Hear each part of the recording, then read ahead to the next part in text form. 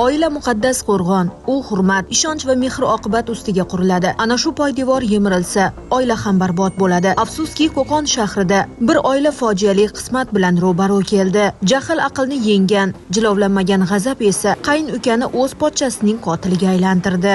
Qayerda o'tiradi?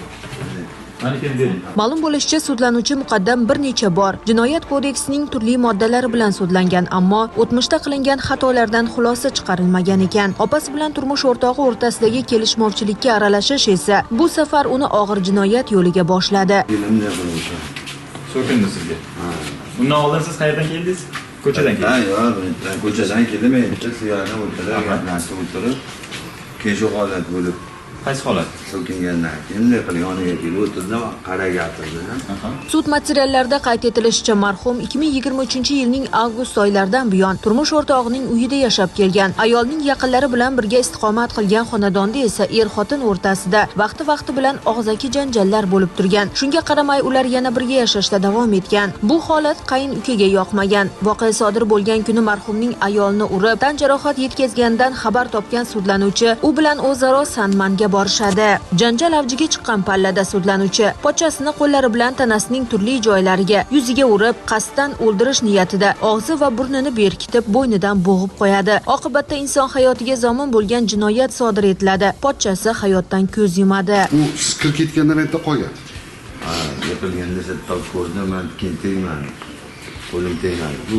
Sudlanuvchi 40 yoshdan oshgan, 4 nafar farzandlarning otasi edi. Bunday holatda u bosiqlikni, sabr va murosani tanlashi, janjalni to'xtatib yaqinlarni yarashtirishi kerak edi, ammo arzimas sabab bilan boshlangan kelishmovchilik uni beo'xshov jinoyat sababchisiga aylantirdi. Oila muqaddasligi unutildi. Oqibat esa barcha uchun fojiali bo'ldi. Jinoyat ishlari bo'yicha Qo'qon shahar sudida mazkur ish har tomonlama o'rganilib, sudlanuvchining qilmishiga qonuniy baho berildi. Jinoyat ishlari bo'yicha Qo'qon shahar sudining hukmi bilan sudlanuvchi O'zbekiston Respublikasi Jinoyat kodeksi 97-moddasining 1-qismida nazarda tutilgan jinoyatni sodir etganlikda aybli deb topildi. Unga ushbu modda bilan 10 yil ozodlikdan mahrum qilish tariqasida jazo tayinlandi.